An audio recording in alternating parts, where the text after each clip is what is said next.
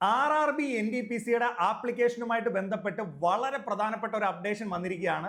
RRB NTPC graduate ലെവലിന്റെയും under graduate ലെവലിന്റെയും application date എന്ന് മുതലാണെന്നുള്ള അപ്ഡേഷനാണ് ഈ വീഡിയോയിൽ നമ്മൾ പങ്കുവെക്കാനായിട്ട് പോകുന്നത്. ഞാൻ ലാസ്റ്റ് വീഡിയോയിൽ നിങ്ങളുടെ അടുത്ത് പറഞ്ഞായിരുന്നു RRB NTPC വീണ്ടും വിളിക്കാനായിട്ട് പോവുകയാണെന്ന് പറഞ്ഞു. അതിന്റെ ക്ലിയർ ആയിട്ടുള്ള ഡേറ്റ് ആണ് ഈ വീഡിയോയിൽ ഞാൻ നിങ്ങളുമായിട്ട് പങ്കുവെക്കുന്നത്. എന്താ ഡേറ്റ് വന്നിരിക്കുന്നത് ഒന്ന് ശ്രദ്ധിച്ചേ മക്കളെ. 21 ഒക്ടോബർ മുതൽ നമുക്ക് എന്ത് ചെയ്യാനായിട്ട് സാധിക്കും? ഗ്രാജുവേറ്റ് ലെവൽ പോസ്റ്റിലേക്കുള്ള NTPC non technical popular category എക്സാമിന് നമുക്ക് എന്ത് ചെയ്യാൻ പറ്റും? അപ്ലൈ ചെയ്യാനായിട്ട് സാധിക്കും. അതുപോലെ അണ്ടർ ഗ്രാജുവേറ്റ്സ് എക്സാം എന്ന് പറയുന്നത് 28 ഒക്ടോബർ, അതായത് ഈ മാസം തന്നെയുള്ള 21 മുതൽ നമുക്ക് ഗ്രാജുവേറ്റ് ലെവലിന്റെയും 28 മുതൽ നമുക്ക് അണ്ടർ ഗ്രാജുവേറ്റിന്റെ അപ്ലൈ ചെയ്യാനായിട്ടുള്ള ടൈമാണ് വന്നിരിക്കുന്നത്. ഒരു മാസം, അതായത് നവംബർ 20 വരെ ഗ്രാജുവേറ്റിന്റെ അപ്ലൈ ചെയ്യാം. 27 നവംബർ വരെ നമുക്ക് അണ്ടർ ഗ്രാജുവേറ്റിന്റെ അപ്ലൈ ചെയ്യാം. ഞാൻ ലാസ്റ്റ് വീഡിയോയിൽ നിങ്ങളുടെ അടുത്ത് പറഞ്ഞതാണ്, NTPC റെയിൽവേ ഇനി മുതൽ എല്ലാ പരീക്ഷകളും അവരെ ഓരോ വർഷവും വിളിക്കാനായിട്ട് പോവുകയാണ്. എത്ര വലിയ സന്തോഷമുള്ള വാർത്തയാണ്. കാരണം കേന്ദ്ര ഗവൺമെന്റ് ജോലികൾ ആഗ്രഹിച്ചുകൊണ്ടിരിക്കുന്ന SSC എക്സാമുകൾക്ക് പ്രിപ്പയർ ചെയ്തുകൊണ്ടിരിക്കുന്ന റെയിൽവേ എക്സാമുകൾ ഫോക്കസ് ചെയ്യുന്ന ആളുകളെ സംബന്ധിച്ച് ഇതൊരു വലിയ അഡ്വാൻറ്റേജ് ആണ്. കാരണം നിങ്ങൾ പ്രിപ്പയർ ചെയ്തുകൊണ്ടിരിക്കുന്ന രീതിയിൽ തന്നെയുള്ള പരീക്ഷ വീണ്ടും വരികയാണ്. എല്ലാ വർഷവും വിളിക്കുകയാണ്. പരീക്ഷയ്ക്ക് വേണ്ടി നമ്മൾ കാത്തിരിക്കേണ്ട കാര്യമില്ല. കഴിഞ്ഞ വർഷം പഠിച്ച് അഥവാ നമ്മൾ ഉദ്ദേശിച്ചതുപോലെ എഴുതാൻ സാധിക്കാതെ വന്നിട്ടുള്ളവരാണെങ്കിൽ ഈ അവസരം പ്രയോജനപ്പെടുത്താനായിട്ട് ശ്രമിക്കുക. ഈ വീഡിയോ ആദ്യമായി കാണുന്ന ആരെങ്കിലും ഉണ്ടെങ്കിൽ നിങ്ങൾ മനസ്സിലാക്കാനായിട്ട് ശ്രമിക്കുക. റെയിൽവേയുടെ സൈഡിൽ നിന്ന് വളരെ വലിയ ഒരു അഡ്വാൻറ്റേജ് ആണ്, വളരെ വലിയ ഇൻഫർമേഷൻ ആണ് വന്നിരിക്കുന്നത്. ഇപ്പോൾ സ്റ്റേഷൻ മാസ്റ്റർ ആവാൻ ആഗ്രഹിക്കുന്നവരുണ്ട്, TT ആവാൻ ആഗ്രഹിക്കുന്നവരുണ്ട്, ഗൂഡ്സ് മാനേജർ ആവാൻ ആഗ്രഹിക്കുന്ന ആളുകളുണ്ട്, റെയിൽവേയിൽ നല്ലൊരു ജോലി വേണമെന്ന് ആഗ്രഹിക്കുന്ന ആളുകളുണ്ട്. അവർക്കെല്ലാം ഏറ്റവും നല്ല വിലപ്പെട്ട ഒരു അവസരമാണ്, അല്ലെങ്കിൽ വിലപ്പെട്ട ഒരു ഇൻഫർമേഷൻ ആണ് RRB NTPC വീണ്ടും വിളിക്കുന്നു എന്നുള്ളത്. അപ്പോൾ ഇത് എല്ലാവരും നിങ്ങൾ മാക്സിമം അറിയുന്ന ആളുകളിലേക്ക് ഷെയർ ചെയ്ത് കൊടുക്കാനായിട്ട് ശ്രമിക്കുക. ഓക്കെ, കാരണം ഇത്രയും വലിയൊരു ഇൻഫർമേഷൻ ആണ്. കാരണം നമ്മൾ റെയിൽവേ എക്സാമുകൾ പ്രതീക്ഷിച്ചിരിക്കുന്ന ഒരുപാട് ആളുകളുണ്ട്. അവരെ സംബന്ധിച്ച് ഈ ഡേറ്റ് വളരെ പ്രധാനപ്പെട്ടതാണ്. അപ്പോൾ കഴിഞ്ഞ വർഷം പഠിച്ച് അഥവാ പറ്റാത്തവരൊക്കെ നിരാശപ്പെടേണ്ട കാര്യമൊന്നുമില്ല. സ്റ്റാഫ് സെലക്ഷനൊക്കെ എക്സാമുകൾക്ക് വേണ്ടി ട്രൈ ചെയ്തുകൊണ്ടിരിക്കുന്ന ആളുകളൊന്നും നിരാശപ്പെടേണ്ട കാര്യമില്ല. നിങ്ങൾ എന്ത് ചെയ്യുക? നിങ്ങളുടെ പഠനം പൂർവാധികം ശക്തിയോടെ കൊണ്ടുപോവുക. കുറച്ചുകൂടെ വിലപ്പെട്ട ഇൻഫർമേഷൻസ് ഞാൻ നിങ്ങൾക്ക് പറഞ്ഞുതരാം. ആദ്യം എനിക്ക് പറയാനുള്ളത് ഏതൊക്കെയാണ് പോസ്റ്റ് നോക്കൂ മക്കളെ. Station master post, goods manager post, traffic assistant, chief commercial cum ticket supervisor, junior assistant cum typist, ഇതൊക്കെയാണ് ഗ്രാജുവേറ്റ് ലെവലിൽ വരുന്ന പ്രധാനപ്പെട്ട പോസ്റ്റുകൾ. Under graduate commercial cum ticket clerk, account cum clerk, typist, junior clerk, train clerk പോലെയുള്ള പോസ്റ്റുകളാണ് under ഗ്രാജുവേറ്റിൽ വരുന്നത്. വളരെ കൃത്യമായ ഒരു സമ്മറിയാണ് ഞാൻ ഇതിനകത്ത് തരുന്നത്.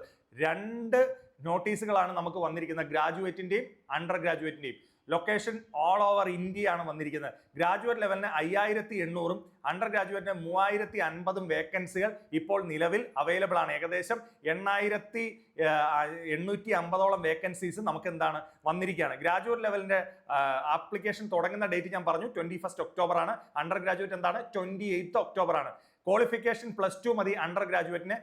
ഗ്രാജുവേറ്റ്സിന് എന്താ ഏതെങ്കിലും ഒരു ഡിഗ്രിയാണ് വേണ്ടത്. ഏജ് ലിമിറ്റ് വളരെ പ്രത്യേകതയോടെ ശ്രദ്ധിച്ചോണം.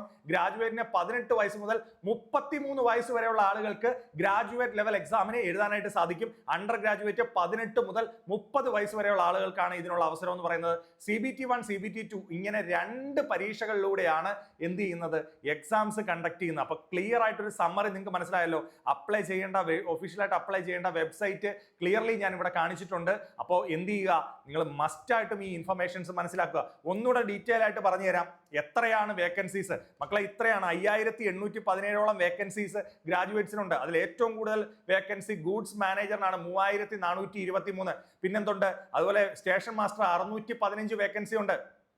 ജൂനിയർ അക്കൗണ്ട്സ് അസിസ്റ്റന്റ് 921 ഉണ്ട്. സീനിയർ ക്ലർക്ക് കം ടൈപ്പിസ്റ്റ് 631 ഉണ്ട്. എടാ സൂപ്പർ ഓപ്പർച്യൂണിറ്റിയാ ഇത്. ഞാൻ പറയുന്നത് മാതാപിതാക്കളാണെങ്കിൽ നിങ്ങളുടെ കുട്ടികൾക്ക് പറഞ്ഞു കൊടുക്കുക, നിങ്ങൾ സുഹൃത്തുക്കൾക്ക് ഷെയർ ചെയ്ത് കൊടുക്കുക. ഈ ഇൻഫർമേഷൻ അപ്ലൈ ചെയ്യാതെ വിടല്ലേ. നിങ്ങൾ പഠിച്ചുകൊണ്ടിരിക്കുന്ന വിദ്യാർത്ഥികളൊക്കെ ഇതിനകത്ത് കാണും. പല ആളുകളും ഈ ഓപ്പണിങ്ങുകൾ അറിയുന്നില്ലടാ, അപ്ലൈ ചെയ്യുന്നില്ല. നമ്മുടെ മലയാളികൾ നല്ല പോലെ ജോബ് ഓപ്പർച്യൂണിറ്റീസിനെ കുറിച്ച് മനസ്സിലാക്കാതെ വെളിയിലൊക്കെ പോയി കിടന്ന് കഷ്ടപ്പെടുന്ന ആളുകളോട് ഈ അവസരങ്ങളൊന്ന് ട്രൈ ചെയ്തിട്ട് പോകും. നിങ്ങളൊന്ന് പാർട്ടിസിപ്പേറ്റ് ചെയ്തിട്ട് പോകും. അതിനു വേണ്ടിയിട്ടാണ് ഞാൻ പറയുന്നത്. ഡിഗ്രി ചെയ്തുകൊണ്ടിരിക്കുന്ന വിദ്യാർത്ഥികൾക്കെല്ലാം അപ്ലൈ ചെയ്യാം. ഡിഗ്രി കഴിഞ്ഞവർ, PG കഴിഞ്ഞവർ എല്ലാവരും ഓർക്കുക.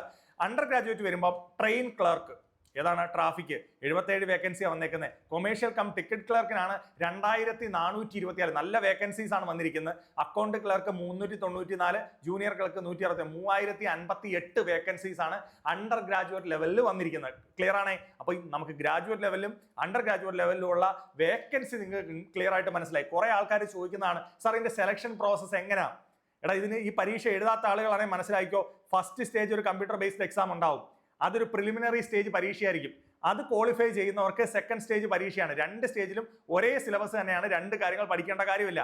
പിന്നെ സ്കിൽ ടെസ്റ്റ് വേണ്ടതിന് ടൈപ്പിംഗ് ടെസ്റ്റ് ഉണ്ടായിരിക്കും. പിന്നീട് ഇന്റർവ്യൂ ഒന്നുമില്ല, ഡോക്യുമെന്റ് വെരിഫിക്കേഷനും മെഡിക്കൽ എക്സാമിനേഷനും കഴിഞ്ഞ് നിങ്ങൾക്ക് ജോലിക്ക് കയറാനുള്ള ഷോർട്ട് ലിസ്റ്റുകൾ എന്ത് ചെയ്യും, പ്രസിദ്ധീകരിക്കും എന്നുള്ളതാണ് ഇതിന്റെ പ്രത്യേകത. ഓക്കെ, ഇനി എന്താണ്, ഏതൊക്കെ പോസ്റ്റുകൾക്കാണ് നമുക്ക് ഈ CBT1 ഇപ്പൊ ഗൂഡ്സ് ട്രെയിൻ മാനേജർ ആണെങ്കിൽ മക്കളെ CBT1 CBT2 ടെസ്റ്റ് മാത്രമേ ഉള്ളൂ, ടൈപ്പിംഗ് സ്കിൽ ഒന്നും ആവശ്യമില്ല. ക്ലറിക്കൽ പോസ്റ്റുകൾ വരുമ്പോഴാണ് എന്ത് വരുന്നത്, ടൈപ്പിംഗ് വരുന്നത്. പറഞ്ഞു മനസ്സിലായോ? അപ്പൊ ഇതൊക്കെയാണ് ഇതിനകത്ത് ബന്ധപ്പെട്ട കാര്യങ്ങൾ പറയാനുള്ളത്. പിന്നെ അതേപോലെ തന്നെ അണ്ടർ ഗ്രാജുവേറ്റ് വരുമ്പോഴും ടൈപ്പിംഗ് വേണ്ടി വരുന്ന ക്ലറിക്കൽ പോസ്റ്റുകൾക്കാണ്.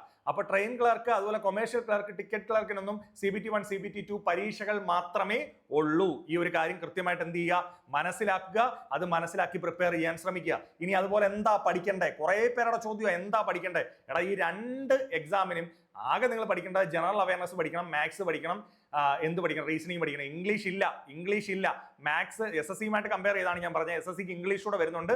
ഇതിൽ വരുമ്പം ഇംഗ്ലീഷ് ഇല്ല എന്നുള്ളത് തന്നെയാണ് സ്റ്റാഫ് സെലക്ഷനുമായി കമ്പയർ ചെയ്യുമ്പോൾ പ്രധാനപ്പെട്ട വ്യത്യാസം. സ്റ്റാഫ് സെലക്ഷൻ ഒരു സ്റ്റാൻഡേർഡിൽ പ്രിപ്പയർ ചെയ്തുകൊണ്ടിരിക്കുന്നവരാണെങ്കിൽ ഡെഫിനറ്റ്ലി നിങ്ങൾക്ക് റെയിൽവേ എക്സാംസ് കിട്ടാനുള്ള പ്രോബബിലിറ്റി വളരെയധികം കൂടും.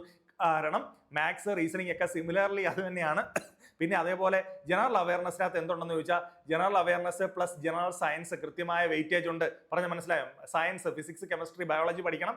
അതുപോലെ ജനറൽ അവയർനെസ്സിനകത്ത് ഹിസ്റ്ററി, ജോഗ്രഫി, എക്കണോമിക്സ്, പൊളിറ്റി, പിന്നെ എന്താണ് സ്ട്രാറ്റജിക്ക്, കറണ്ട് അഫയേഴ്സ് പോലെയുള്ള കാര്യങ്ങളെല്ലാം ജനറൽ അവയർനെസ്സിനകത്ത് എന്ത് ചെയ്യണം, വൃത്തിയായിട്ട് പഠിക്കണം. അപ്പൊ എന്ത് ചെയ്യണം, എനർജി ഒട്ടും നഷ്ടപ്പെടാതെ വളരെ സീരിയസ് ആയിട്ട്, ഇപ്പൊ ഡിഗ്രി ചെയ്തുകൊണ്ടിരിക്കുന്നവരോ +2 കഴിഞ്ഞവരോ PG ചെയ്തുകൊണ്ടിരിക്കുന്നോ എല്ലാ ആളുകൾക്കും അപ്ലൈ ചെയ്യാം. ഒരു കാരണം, ഞാൻ ഒരു LDC വിളിച്ചു കഴിഞ്ഞു കഴിഞ്ഞാൽ ഞാൻ കാണും 14 ലക്ഷം പേരൊക്കെ അപ്ലൈ ചെയ്തായിട്ട് കാണും. എത്ര പേര് നമ്മുടെ കേരളത്തിൽ നിന്ന് റെയിൽവേ എക്സാംസ് പ്രോപ്പറായിട്ട് അപ്ലൈ ചെയ്യുന്നുണ്ട്? അപ്പോൾ ഞാൻ പറയുന്നു, വളരെ സീരിയസ് ആയിട്ട് കണ്ട് എന്ത് ചെയ്യുക, നിങ്ങൾ അപ്ലൈ ചെയ്യുക. ദിശ അക്കാഡമി 2019 മുതലുള്ള വീഡിയോസ് നമ്മുടെ പ്ലേലിസ്റ്റുകളായി നമ്മുടെ യൂട്യൂബ് ചാനലിൽ തന്നെ കിടപ്പുണ്ട്. ഫ്രീ ആയിട്ടുള്ള ക്ലാസ്സുകൾ കയറി കാണും മക്കളെ. നിങ്ങൾ ആ ക്ലാസ്സുകളൊക്കെ കാണും.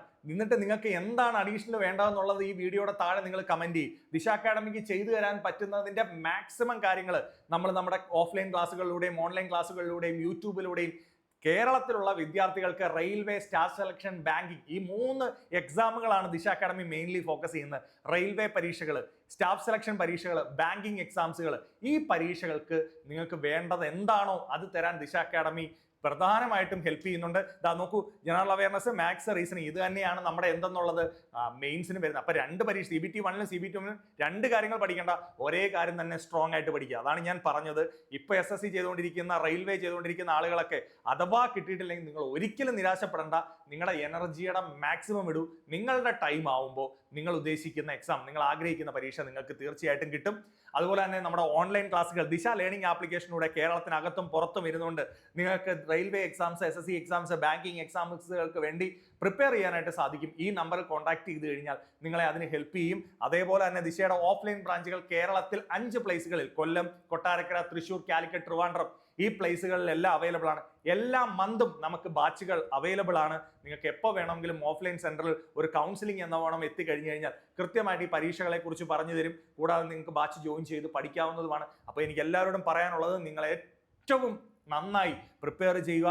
ഈ വരുന്ന പരീക്ഷയ്ക്ക് വേണ്ടി ഇപ്പോഴേ പഠില്ല, പരീക്ഷയുടെ നോട്ടിഫിക്കേഷൻ വന്ന് പഠിക്കാം എന്ന് വിചാരിച്ചിരിക്കരുത് മക്കളെ. ഇപ്പോഴേ തുടങ്ങുക. നമുക്കിപ്പോൾ തന്നെ ഞാൻ റെയിൽവേ RRB JEE നമുക്ക് റിസൾട്ടുകളുണ്ട്, സക്സസ് വീഡിയോ നമ്മുടെ ചാനലിൽ ഇനി വരാനായിട്ട് പോവുകയാണ്. ALP കിട്ടിയ ആളുകളുണ്ട്, അതിൻ്റെ വീഡിയോസ് നമ്മുടെ ചാനലിൽ വരും. അപ്പോൾ അതൊക്കെ നിങ്ങൾക്കൊരു എന്താ പറയുക, ഒരു ഇൻസ്പിറേഷനാണ്. നിങ്ങൾ പഠിച്ചു തുടങ്ങണം എന്നുള്ള ഒരു വളരെ എനർജി നിങ്ങൾക്ക് തരുന്നതായിരിക്കും. അപ്പോൾ എനിക്ക് ഉറപ്പായിട്ടും പറയാനുള്ളത്, ഈ ഒരു ഡേറ്റുകൾ നിങ്ങളെ സംബന്ധിച്ച് വളരെ നിർണായകമാണ്. പഠിച്ചു തുടങ്ങുക. Okay, thank you, all the best.